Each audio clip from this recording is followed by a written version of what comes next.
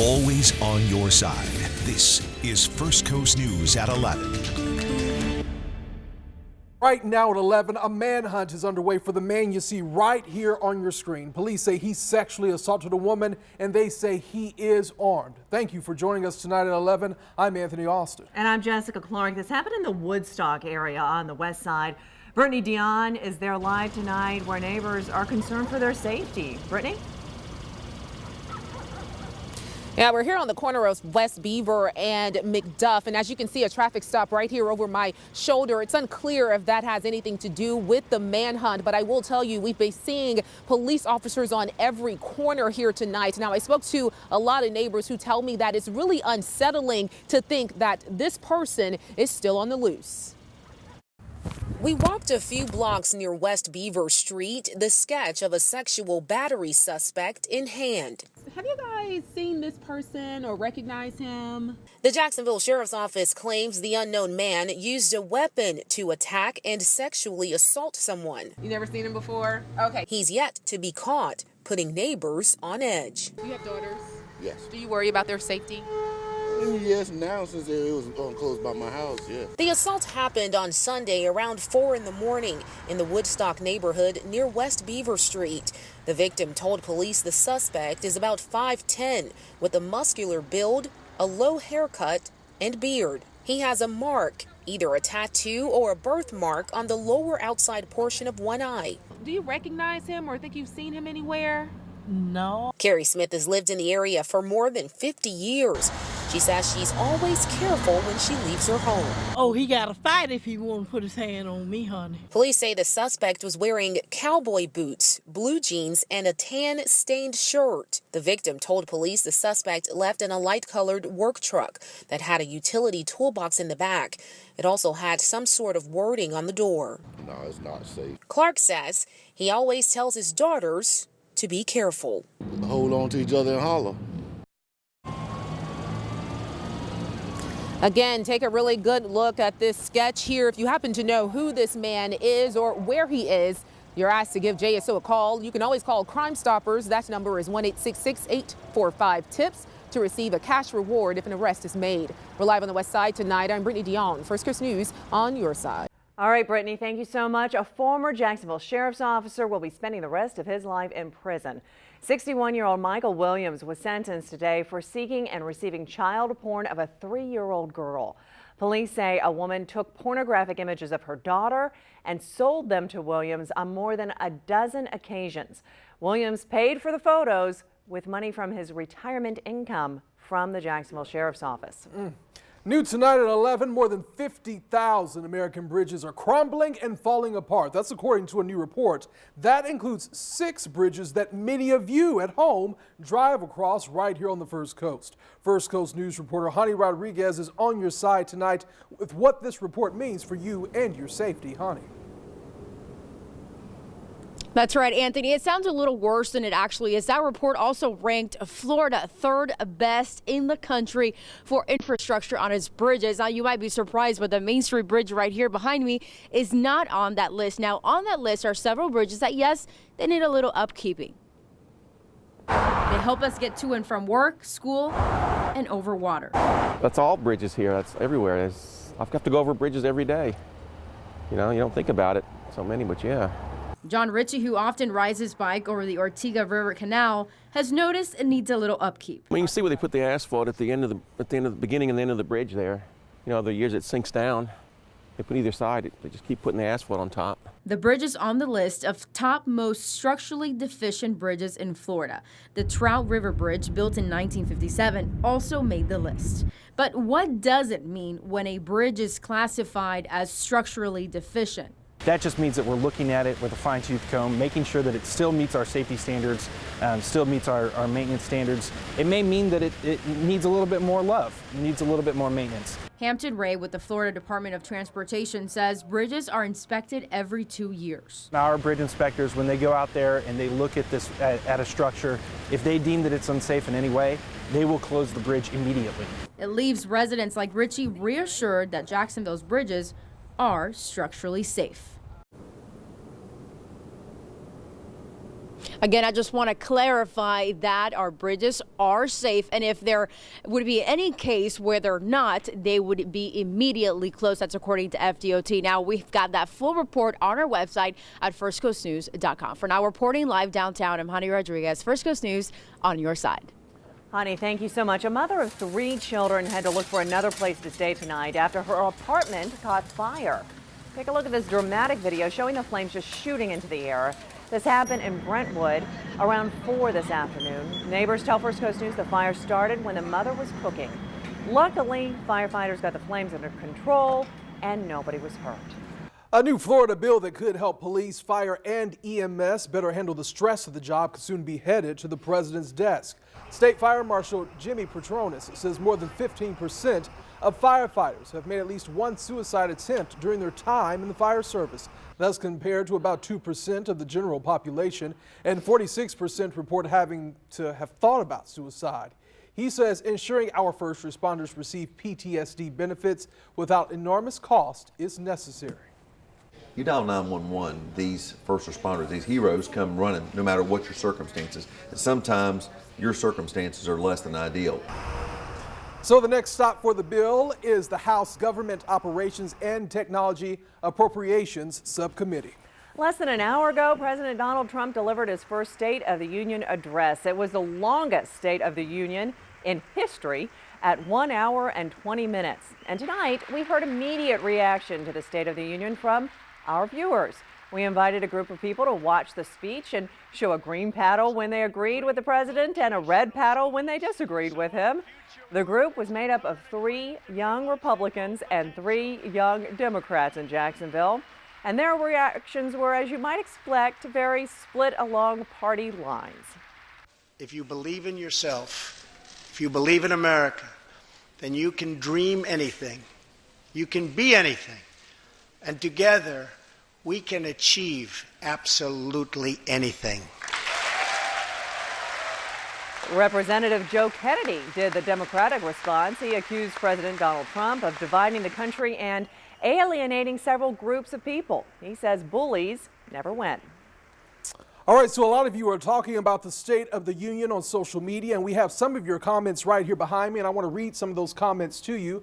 Lisa said, amid so many omissions, not one word on the environment. That comment coming from Lisa tonight. Let's take a look at what Ashley had to say right here. She says, every single time Trump said the word dreamers, it made my blood boil. I hope Donald Trump truly realizes that Americans are dreams too. Let's take a look at another comment here from Ashish. Says, real Donald Trump, awesome State of the Union speech, to the point and no BS. Thanks. So if you have any comments you would like to share with us. Oh, I do want to share this one too. Let's take a look at this one before we go. Wendy Armstrong, what did she say here? She said this right here was the most powerful image of the night. So do you agree with what Wendy Armstrong had to say? We would love to hear from you. Just go to our social media pages, First Coast News, FCN to go on Twitter, or First Coast News on Facebook. Jess, back to you. All right, Anthony, thank you. Developing now back at home, the person who shot a local woman in the face is on the loose tonight. Police say a woman in her 30s was shot 5 times while on her porch in Durkeeville. We're told the woman is undergoing surgery. No word on what motivated the shooting, but if you know anything, you're asked to call Crime Stoppers. A tragic update to a story we've been covering since Sunday. The man trapped by a sand dune on Crescent Beach has died. Authorities say Lee Goggin had dug a trench or a tunnel, which then collapsed around him. He was rushed to the hospital, but has now died from his injuries. In a post by his wife, Courtney, she says, "My heart is broken," adding, in true Lee Goggin fashion, he is saving others through organ donation. To learn how to become an organ donor yourself, go to dmv-dot.org, and that is .org. All right, well, it's polar out there, but it's polar and clear, so great for sky gazing. And of course, that means we already have 2 of the headlines of the trifecta. That is a super full moon out there. super blue full moon out there. Has been out there and visible since about 5:30. But here's the headline, really. The eclipse, and that starts at 6:48. Make sure you look to the west. Again, as a reminder, here's what we call the trifecta that's going on tonight, but the big event will be tomorrow morning, and really we'll miss the biggest part of the big event, that being the full lunar eclipse, primarily seen out toward the west coast. And did I mention polar? Yes, officially down to 35, but cold enough for some frost well inland. This is how it looks dawn tomorrow around northeast Florida and southeast Georgia. We'll take it beyond dawn in just a few moments. All right, thank you, Tim. Oh, you've probably heard of snakes on a plane, you know, like that infamous movie, but probably not this. The reaction after a woman tried to bring a peacock on a flight. Yeah, and plus, are taxpayers really paying $24 million for refrigerators on Air Force One? We verify it next. This next story is pretty interesting. We've all heard about passengers bringing dogs and cats on planes for emotional support. This time, a woman tried to bring a peacock on a flight, and as you can imagine, it caused quite the scene. I'm not kidding. This woman is wrangling her peacock into the airport. Right now, wrangling a peacock in the airport. It's emotional support. Yep. That happens all the time. Wow. So this happened at the airport in Newark, New Jersey. United says the woman bought a ticket for the peacock and brought it to the airport, even though she was told 3 times on the phone that it would not be allowed. United says the animal did not meet guidelines for a number of reasons, including its weight and size. So what exactly are the rules for bringing an emotional support animal onto a plane? Well, the animal must be trained, and you must provide the airline with proper medical documentation proving it's an emotional support animal 48 hours in advance. So leave the peacocks at home. Evidently. Things are back to normal at Jacksonville's airport tonight after the moving walkway went up in smoke. Check out this video. It shows the heavy black smoke rising in the air this morning. The smoke was so heavy at one point, Concourse A had to be evacuated for over an hour. There were brief delays, but nobody was hurt. Thank goodness. Well, you may have heard reports that Air Force One is getting an expensive upgrade, including refrigerators that cost taxpayers $24 million. First Coast News' G. Blaylock verifies whether this is true or false. The Department of Defense posted its list of contracts in late December. Among them, 2 refrigerators for Air Force One, costing almost $24 million. So we wanted to verify if this is true and why exactly these chillers were going to cost so much. So we went straight to the source and contacted the company awarded the money, that is Boeing. They sent us a statement that said, quote, only the U.S. Air Force can discuss that airplane or that work. You'll need to contact their press desk in the Pentagon. So on to the Pentagon we went. Major Emily Grabowski declined a Skype interview, but sent us a statement outlining the project. Basically, she said the work is for 2 out of 5 of the units on the plane. The units being replaced are the ones that came with the plane in 1990. Right now, they are designed for short-time food storage. The new chillers are being specially designed to provide nearly 70 cubic feet of temperature-controlled storage. This is refrigeration and freezer capabilities. They need this so the onboard personnel don't have to restock for an extended period of time. According to the Air Force, there are 4 different areas for cold food storage throughout the aircraft, 5 chillers, and 26 climate-controlled compartments. We are replacing 2 cold chiller units, which includes 8 climate-controlled compartments.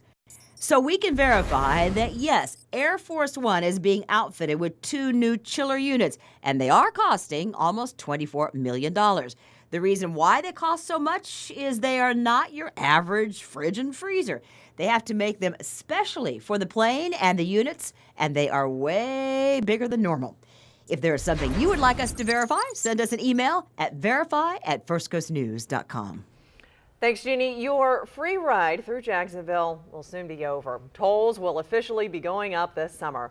Tolls and express lanes along State Road 23 near the Duval-Clay County line were originally scheduled to go live early this year, but now FDOT says it's targeting late summer. And although there will be no physical booths, drivers will be able to pay with SunPass or get a toll by plate bill in the mail. Well, if your child spends all day looking down at their phones, chiropractors say he or she could have early stage arthritis in their 20s. It's called text neck. Dr. John Smith says when teenagers simply tilt their head and neck downward at a 15-degree angle, it's constantly putting 20 to 30 more pounds of pressure on the lower cervical spine. It's ruining their cervical curves. The underlying structure of their neck is being damaged to the point that it's going to be very difficult for them to repair. Wow. So tonight, he's urging all parents to cut down the amount of time your child spends glued to their phones. St. Augustine has been named the best place to live in Florida. That's according to Money Magazine. The city has plenty to brag about, including its thriving economy, its historic charm, and its proximity to the beach. Ponte Vedra was also ranked among the top 20 best places to live here. Now, weather with your First Coast News storm experts, powered by AC Designs. I think the whole First Coast is great. Right. Won't argue with that at all. You know, some folks from South Florida come up here now because we have 4 seasons, and I think today's a great example. It is a very good example. It felt polar, but the skies are clear. Tomorrow the sun will shine. Maybe not a bad day for golf. Maybe the roughest places right now where we had those big rains. So let's talk about that. We do not have major flooding going on. We don't have any rain going on, but the rains we had have caused some minor flooding. We're talking about the St. Mary's along Baker counties and Nassau County, and then also Santa Fe, Union, and Alachua. And then as we talked about last night, Deep Creek in St. Johns County. Now we're just talking about minor lowland flooding. However, because it does look like over the next 2 to 4 weeks, we could have some other pretty significant rainmakers. Those will be areas we'll be watching, but not for tomorrow. Mostly sunny skies after, again, that polar start. Some patchy frost inland, 32 to 40. We'll have an afternoon high of about 60. Not as cold tomorrow, so wind not as much of a factor. And the reason I'm saying mostly sunny as opposed to just perfectly clear is because as the day goes on, that northeast wind will begin to bring in at least some coastal clouds. Speaking of the coast, small craft flags will be dropped tomorrow, but still pretty windy, pretty bumpy out there. The winds will only gradually drop as high pressure heads to the east. But notice as it heads to the east, the winds become northeasterly. We're already seeing clouds come ashore from Jupiter on up to Sebastian Inlet, and eventually some of those clouds will make it to Flagler and St. Augustine by about mid to late morning, then gradually spreading northward. Again, I'm just talking about a few clouds, but it is a sign of increasing moisture. That moisture will increase further as a front to the northwest of us heads our way. However, this front will weaken, so I'm only looking for isolated showers on Friday. The next most significant precipitation making event, I think, is going to be over the weekend. So again, we're still days out, but like last week, we're focusing more on Sunday being the wet weather day. Now, I think at the present time, it looks like that'll be later Sunday versus early Sunday. Saturday would be the dry day. Windy, though, winds out of the northeast at about 20. Oh, and by the way, of course, Friday is Groundhog Day. Now, they'll be watching the groundhog up in Atlanta and up in Punxsutawney. We really tend to like to watch Pelican Pam and Pelican Paul. They'll be dealing with a northwest breeze. And notice what happens also after tomorrow morning. Temperatures moderate. In fact, we'll have afternoon highs of about 70 both Thursday and Friday afternoon. But also notice that after tomorrow morning's chill and after the lunar eclipse sets to the west, we're going to have a cold front come through into Saturday, another cold front come through Monday, but nothing in the way of a hard freeze. In fact, the next 2 cold fronts probably not even providing a visit from Jack Frost. Anthony? All right, thank you, Tim. Here are your winning Mega Millions numbers. Tonight's jackpot, $89 million. 29, 57, 49, 42, 41. The Megaplier is 24. Good luck.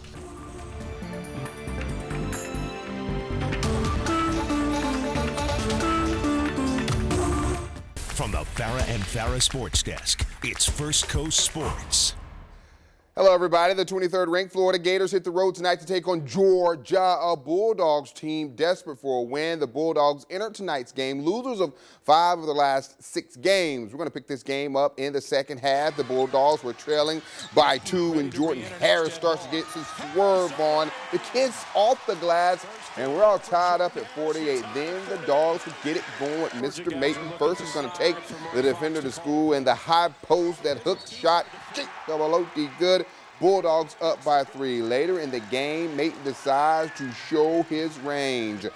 From downtown Athens, he popped, locks, and he's going to drop this three-pointer in. Mayton led all scorers with 20 points.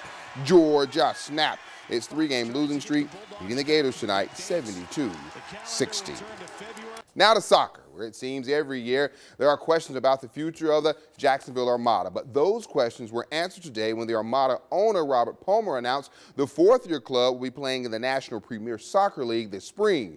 The NPSL currently occupies the 4th level of American soccer instead of its prior home in the NASL.